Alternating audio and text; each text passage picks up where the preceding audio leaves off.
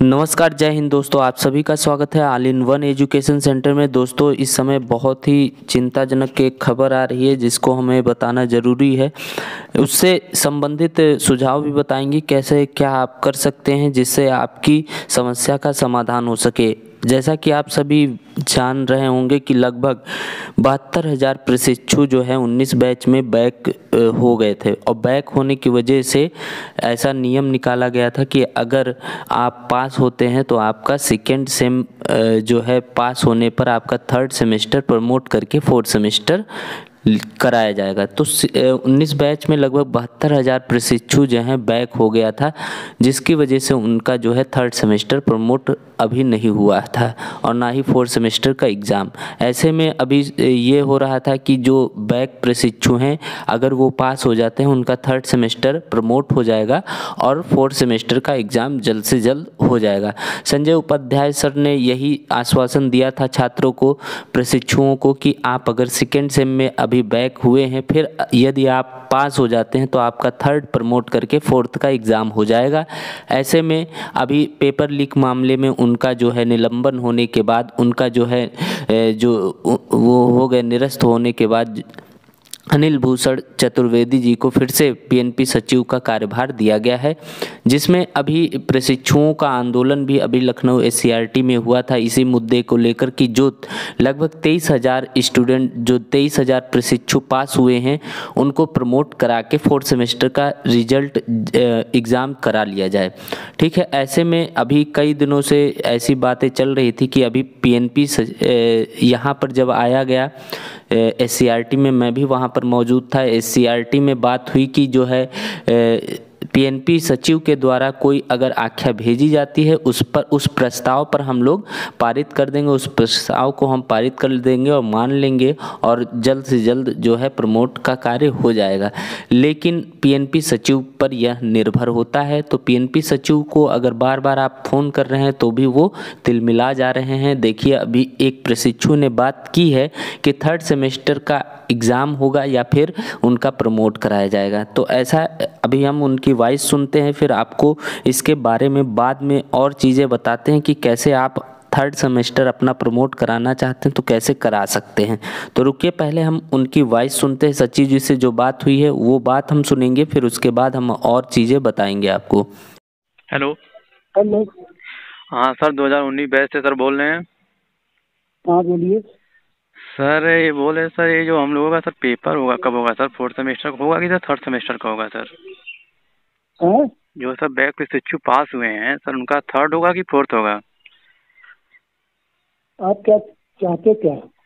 Sir जो sir इसके पहले उपाध्याय जी सर थे, वो बोले थे कि आप सब जो बैक है वो पास कर लें, उसके बाद हम फोर्थ का पेपर करवाएंगे। हाँ सर। तो आपके प्रतिनिधि तो आए थे, मैंने उनको जवाब बता दिया है। सर उनसे मेरा बात नहीं हो पाया था, इसलिए मैं सर आपसे पूछना चाहता हूँ सर। नहीं तो हम एक एक आदमी को नहीं जवाब दे पाएंगे ना। अच्छा एक सर। एक लड़का हमसे जवाब चाहे तो एक एक लड़के को मैं जवाब नहीं दे पाऊंगा। सर ऐसा एक बार बात सुन लीजिए सर, आप ही बताइए सर, जो एक सब्जेक्ट में बैक था या दो सब्जेक्ट में सर, वो पेपर कराने के बाद सर थर्ड वाला उसी टाइम हो जाता सर, तो हम लोगों का टाइम बचता सर। अरे जो उस समय था उससे आप बात किए होते। सर आप ये बताइए सर, आगे संस्था गलती है सर कि ये बच्चों का गलती है?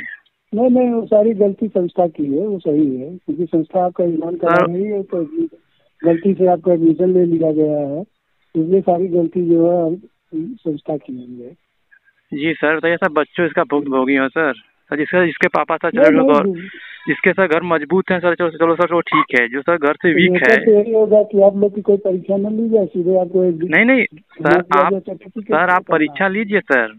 हाँ सर आप सर एक समय बता दीजिए सर, फोर्थ का होगा थर्ड का होगा सर, क्योंकि सर हम लोग तैयारी करें सर। मैं आपके प्रतिनिधियों को बता चुका हूँ, हम एक एक लड़के को जवाब नहीं देंगे, 100 लड़के तो रोज फोन करते हैं मुझको। सर आपसे मेरा रिक्वेस्ट है सर, आप मुझसे हम अपना काम करें कि खाली जवाब बस यही जवाब कॉल सेंटर आप लोग ने बना लिया है इसको। नहीं सर हम लोगों का गलती है सर, हम लोगों का थोड़ा सा। आप अपनी परीक्षा थर्ड सेमेस्टर तैयारी कीजिए।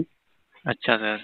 तो जैसा कि आपने सुना दोनों लोगों की बातों को, तो आप देख रहे हैं प्रशिक्षु वास्तव में परेशान है क्योंकि उसने अपनी मेहनत की, क्योंकि अभी 2 साल का कोर्स उसे 3 साल में, हो सकता है 3.5 साल भी लग जाएं, क्योंकि आप जान रहे हैं ये जो सचिव हैं ये पहले से ही ऐसे ही ढीले रहे हैं और कार्य इनका बहुत लेट लतीफ़ रह रहा है।